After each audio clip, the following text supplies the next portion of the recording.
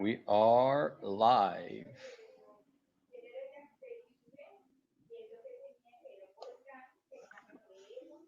All right. Good afternoon, everybody. I cannot Hi see. there. I can't see. Hold on. We got to figure out how many people are watching. Might That's have to why run this separately. I have it on All my right. phone over here. There's There we two go. people, All right. and I have to, and it's a little delayed, but yeah, we're live All right. on We Facebook. got 5 people, Father. We got 5 people watching All right, this is cool. and counting. This is something. Feel free to comment. This is what we're doing. There's a new toy we have discovered to connect to the parish.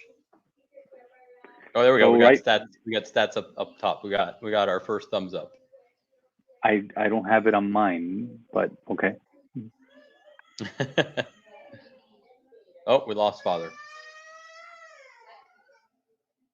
Stand by, everybody. We're gonna have Father Manny back in a second. There he I'm is. here. Sorry, I did You went. something. You I went away. went away, but I'm back. I'm back. All right. All right, so we're trying something new out. This is a way for us to be able to connect, to do town halls, to talk to the parish. So I don't have the same thing that George has right there in terms of seeing all the comments. So he's gonna have to ask me the question. I do have it on my phone over here, but yeah. So George, what are you doing this afternoon? So we got a new toy. We got some exciting news to share. Big event happening in a little less than an hour at 1 p.m. We're going to be talking a little bit about that in a second. Don't we But have a scroll? we do it. There we go. There we go. Like I feel like I'm on cable news, and I'm sure we're more honest than cable news. Anyways, so yeah, in about 1 hour, our Holy Father Pope Francis is going to be doing an Urbi et Orbi blessing, which is extremely rare happening this time of year because usually that only happens on Easter Sunday and on Christmas Day. He goes out on the balcony of St. Peter's where popes are usually announced and where he does these blessings. And he's going to do that at 1 o'clock. There's going to be scripture. There's going to be adoration of the Blessed Sacrament right below him. I don't know how they. I mean, that's what I've heard. I don't know how they're actually going to pull it off. We have the link right below us on this Facebook page to the Vatican YouTube channel that you could see that live. And so, if you participate in this, you get a plenary indulgence. So you're probably asking, well, Father, what is a plenary indulgence, or what are the needs? You probably know what a plenary indulgence is. Takes away the detachment from sin. Hey, I went full screen there. There you Thank you, George. So Jorge's doing a great job here. So plenary indulgence, I have it written down here, is the united spiritually through the media to the post special prayer and blessing today at Friday, March 27th at 1 p.m. Eastern Time, 6 p.m. Roman Time, or the recitation of the Holy Rosary, the pious practice, the Way of the Cross. We're doing the Way of the Cross this evening, Deacon Flatus, at 6 p.m. right after my 5:30 Mass, or some other forms of devotion, such as reciting the Creed, the Lord's Prayer, or a pious invocation of the Blessed Virgin Mary. Yes, ask Father Manny. I see comments coming in. We'll get to your questions in a second. George will read them out to me. And the usual conditions to get the plenary indulgence is a spiritual detachment from sin, sacramental confession as soon as possible, tomorrow 6 p.m. in our parking lot, Eucharistic communion as soon as possible. That is to be determined, hopefully soon, but not on the near horizon, unfortunately. And obviously prayer for the Holy Father's intention. So that is also on where we had the link for the video for the 1 p.m. Blessing. Right below it in the comment section is that list that I just read out. So that's what we're doing at 1 o'clock. And George, I believe we have some questions. We do. So we had our first question. Let me pull that up here. Parking lot mass. Maybe we can stay in our cars. What's the Okay, possibility of that? right. I have thought of that. I've thought of so many different things. I've thought of clandestine masses, all that stuff. But right now, our local officials are telling us to hashtag stay at home. George, Stay at put home. that up there somewhere.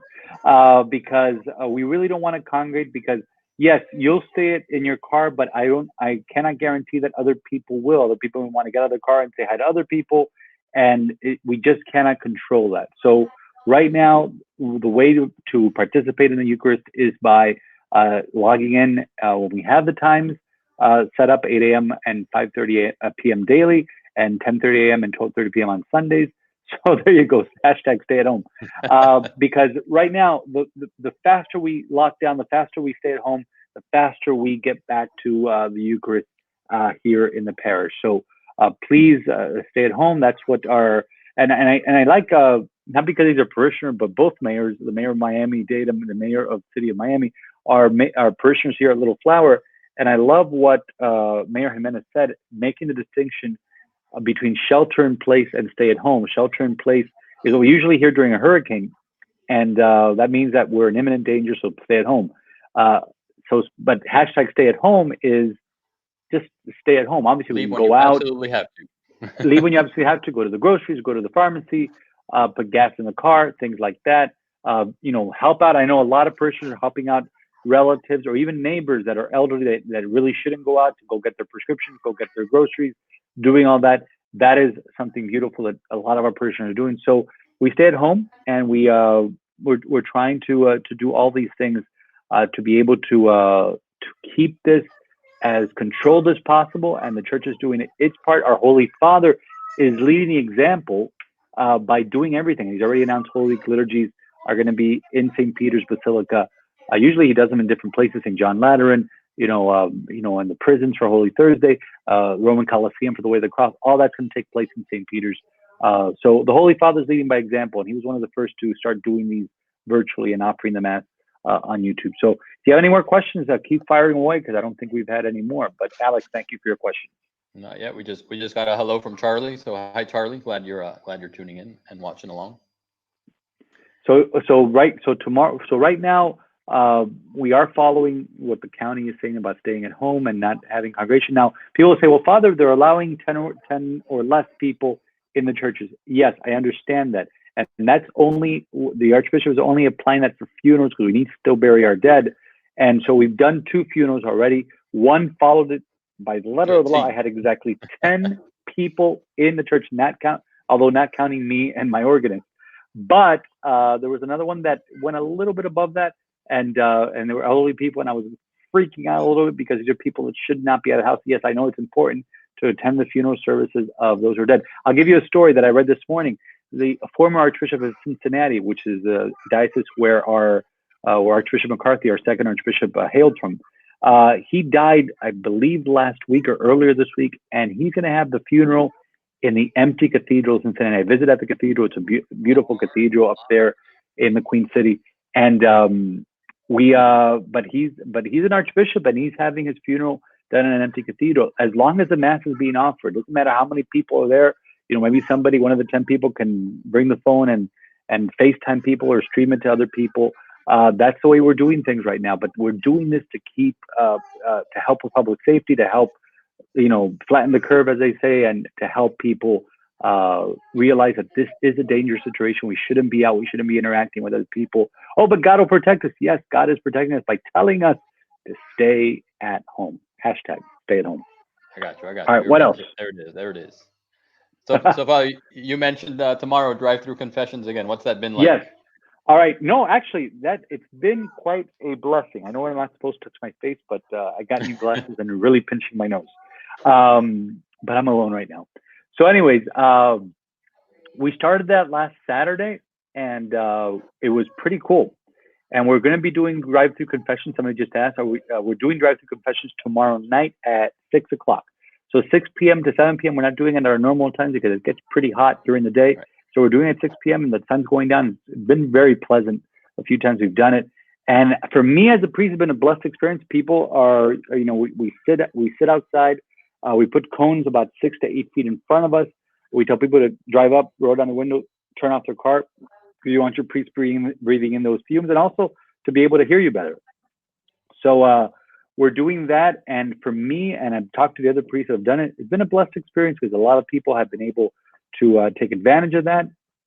I invite people to come in. If you've gotten a confession the last week, please have mercy and be charitable to your brothers and sisters. If you've gotten a confession the last week, let other people go, because the lines can get long. It wasn't that long on Wednesday, but the lines can get long, and we don't want people out and about more so than usual. And also, we don't want to get in trouble. The city of Coral Gables has a stay-at-home order in effect, and we don't want to get in trouble. So We want to keep doing this and keep offering this, at the very least, the sacrament of confession, so we can be prepared for Easter. So, Carlos, to answer your question, 6 p.m. tomorrow, Saturday night, at 6 p.m. in the south parking lot of our school, which is right across the street from our church. All right. And Bob, we got one last question here. One last question. We don't want to take too long. We're going to keep it short. We're just doing a test run here. Is there anything we could do to help the poor and the homeless? And I know we have our COTLF charities. So what's that looking like? Right. No, what can we do? George, go on the AD1 website and get that link, because the Archdiocese set up an emergency relief fund. So we're going to slap up that link right now. George is still playing around with this. He did drive through confessions pretty fast. Anyways, the Archdiocese set up through Catholic Charities to be able to contribute.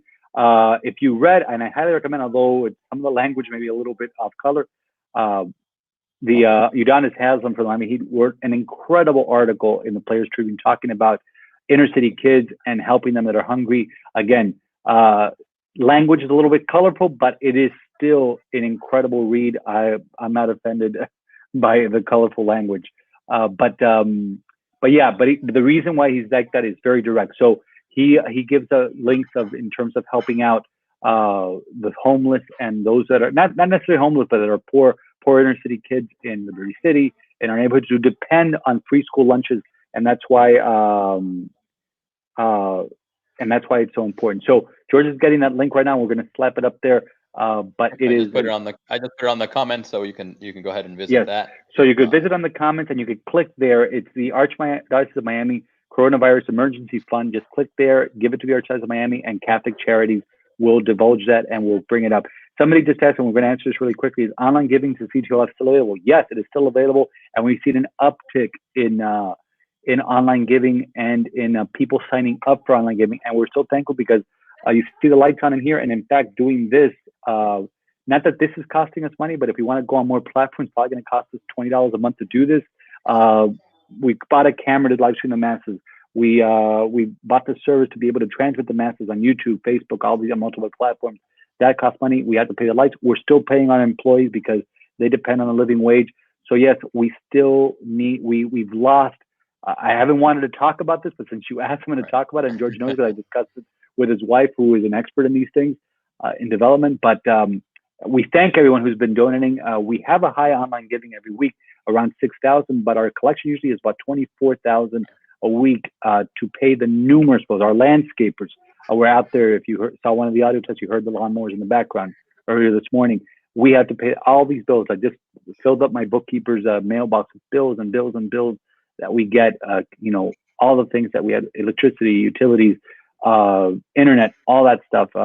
And maintaining a church is very hard, and we want to keep paying our employees because they have families to support. So please, online giving, and including George, who is one of our employees, and our DRE, who's doing an extraordinary job. So that's it. We want to keep this short because apparently we got to discuss it. We jump on the premium service of this because we're limited to 20 hours a month, but we want to keep doing more of these. As you can see, scrolling down there, the Urbi at Orbi, blessing Urbi at Orbi means to the city and to the world. It's at 1 p.m. Pope Francis will be leading us in prayer. So I invite all of you to log in. I know I'll be logging in over at the rectory right after we have lunch. We have lunch in 10 minutes, and the priest over there will be logging in. So that'll be the Pope. We're not going to do any comments. We can watch all together. And 5:30 tonight, we have Mass in Spanish. Right after that, we have a bilingual Way of the Cross led by Deacon Fleitas.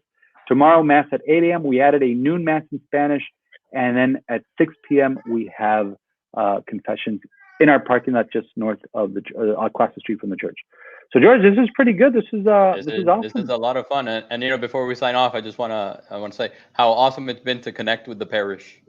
Doing all the sound checks and getting the feedback, and thank you everybody for your patience. If you have the alerts going off, you're getting multiple alerts anytime we send. George is producing these things. Either it's myself or Jorge producing them remotely.